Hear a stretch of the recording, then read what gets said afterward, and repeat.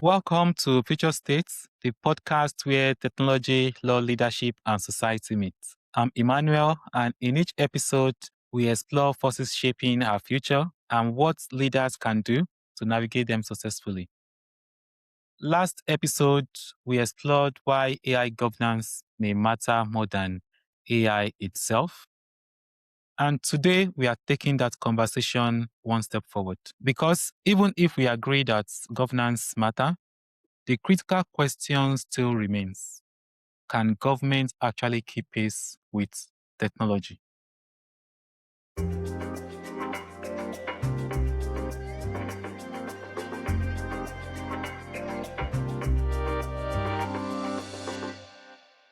Consider this.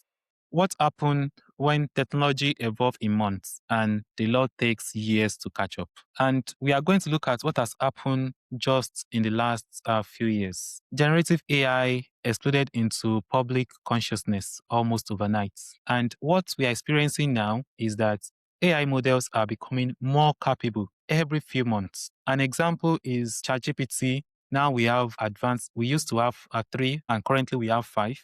And apart from that, we now have thinking. For Claude, we have Sonnet, we have Haiku, we have Opus. All the models keeps coming out. The challenge now is that governments across the world are now racing to develop regulation to guide AI. Within the EU, we have the EU AI Act, and business are deploying AI tools at unprecedented speed. Businesses always want to make money. But as all these things are happening, legislation moved through lengthy consultative process, and courts relies on rules that existed long before AI existed. And what I meant is that most of the laws we have today, like laws that have been created 100 or 1000 AD, 1500 and the likes. And if you look at the pace at which legislators move, AI is evolving like a cheetah and legislature is moving like a tortoise or a snail. So there is a wide difference in the way the two operates. To be fair, regulators are attempting to understand AI tech, but the problem is that it keeps evolving even when the regulations are being drafted. Imagine a regulation that was drafted, an average government legislature will take let me say 2 years. At least you have 3 months for consultative, and then you go through the various stages in the house, the first reading, second reading. So it takes time generally for you to draft those regulations, but AI is moving quickly than those regulations.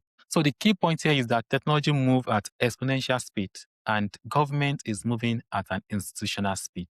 Institutional speed requires a lot of agreement, a lot of politicking, a lot of lobbying, and all that, which is not happening in technology. So these two institutions and these two speeds are really the same.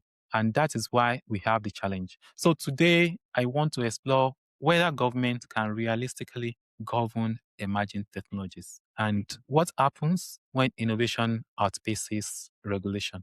This is a problem that we need to talk about today.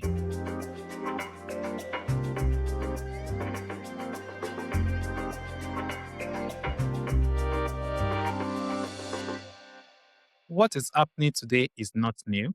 Throughout history, governments have often struggled to keep pace with technological change. Let me give you some examples. When we have the internet has been in operations for so many years before government started creating regulation to catch up with the use of the internet. And if we move away from the internet, let's talk about the social media. The social media has been in existence long way before government starts introducing regulations to control it. Up till now, there are still a lot of changes happening to social media. Just a few weeks ago, I heard that Edinburgh City Council in Scotland is trying to ban students from going to school with their phones because they are always busy on social media. So what I'm saying is that regulation of social media is still ongoing up to now. Another side is cryptocurrencies.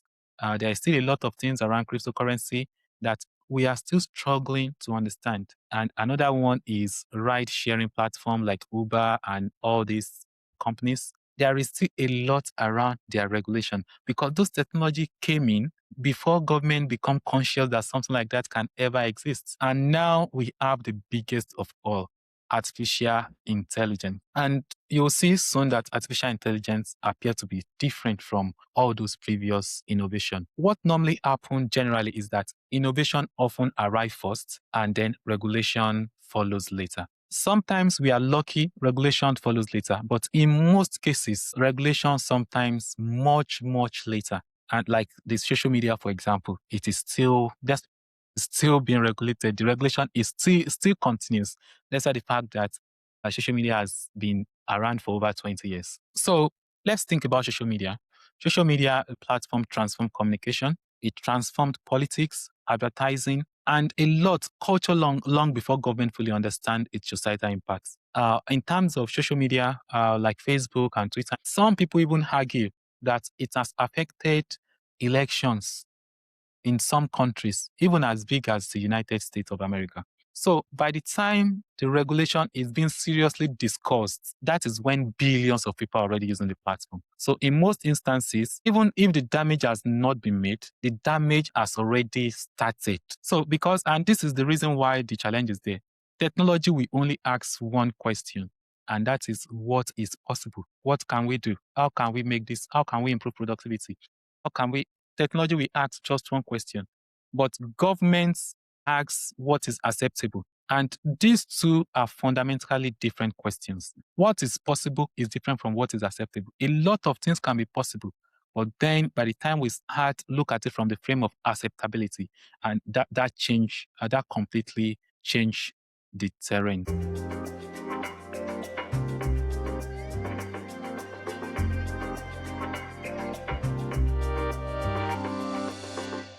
It is very easy to criticize governments and to complain that they move slowly. And that is fair. Many people criticize governments for moving slowly, but there are reasons why governments move slowly. So, and we need to consider the fact that governments must consider public interests, governments must consider human rights. Government needs to consider economic impacts, national security, legal implication, and international obligations. All these things that I've just cited are not easy to navigate. They take a long time.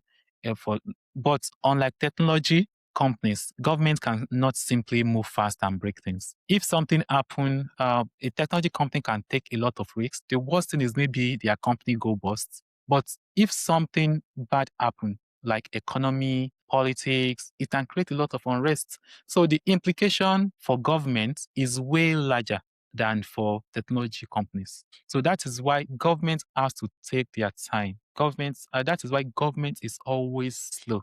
And let me give you this example. When government is regulating AI, they are not only thinking about innovation.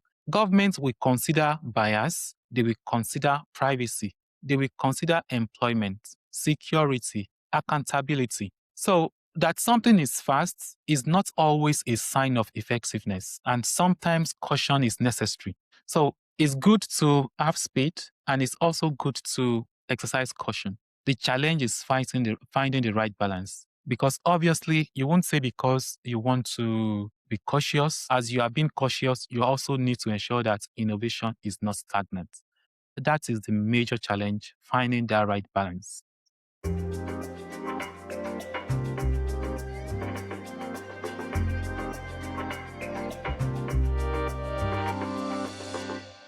As the government is exercising caution, there is a risk of falling behind. And we are going to be looking at them. So when regulation does not exist, organizations will run their own race. They'll create their own rules. They will only do things that profit them. Some of them are kind, but most organizations will put profit before people. What will this lead to? It will lead to inconsistent standard. There will be public confusion and there will be increased risk.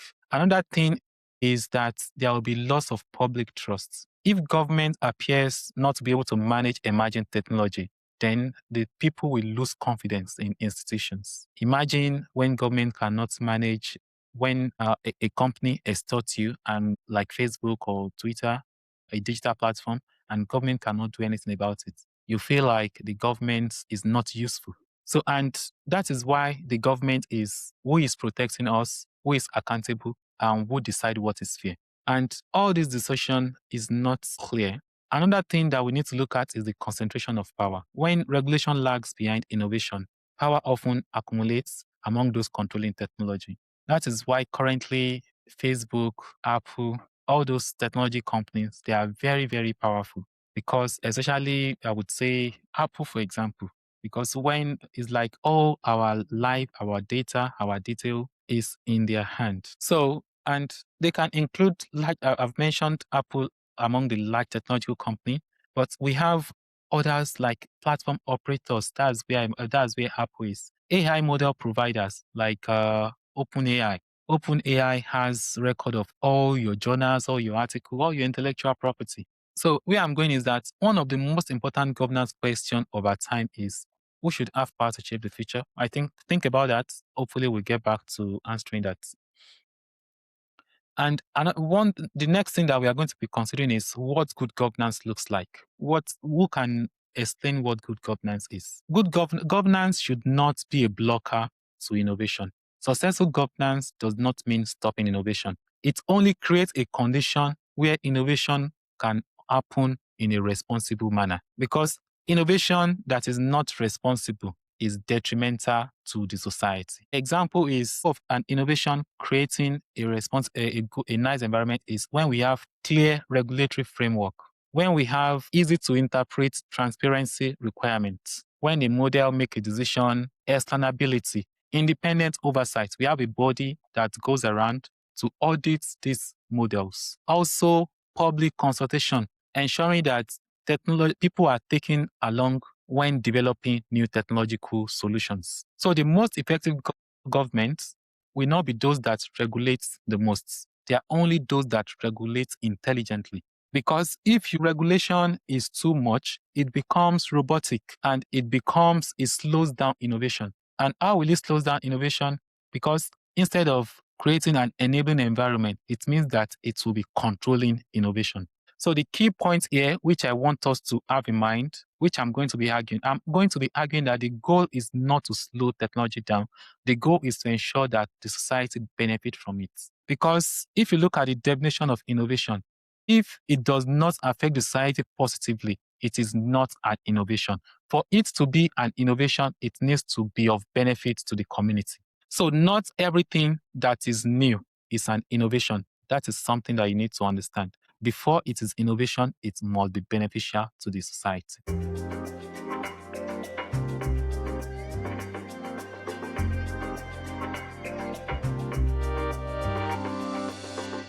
If you're a leader and you are thinking about what you should do, in this segment, I'm going to be talking about what leaders can do to survive these environments.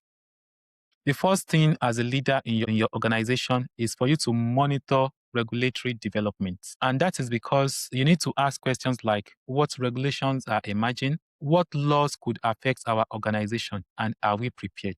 Because if you don't ask those questions, that means that you will be offside. The World Cup is going on. That means you'll be offside when those changes are happening. So you need to ensure that your organization is not left behind. You keep in touch with your community. And secondly, you should not wait for regulation before you act responsibly. Most people are not just obeying the law, they are avoiding the consequence of the law. You should not just avoid consequence of the law.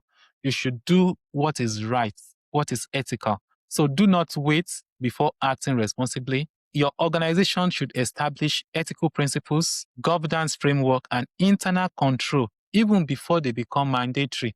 Because if you're already doing good stuff, by the time it becomes a rule, you would need to make no change. But if you have been cutting corners, by the time rules change, that is when you have to change everything. So prepare to always act responsibly and your organization will be safe. The third one is that you need to build relationship across discipline.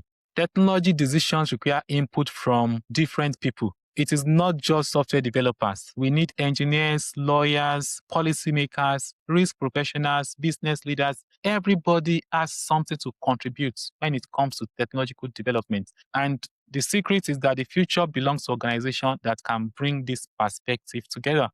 You need to bring everything together. If you can't bring it together, you are still going to lag behind.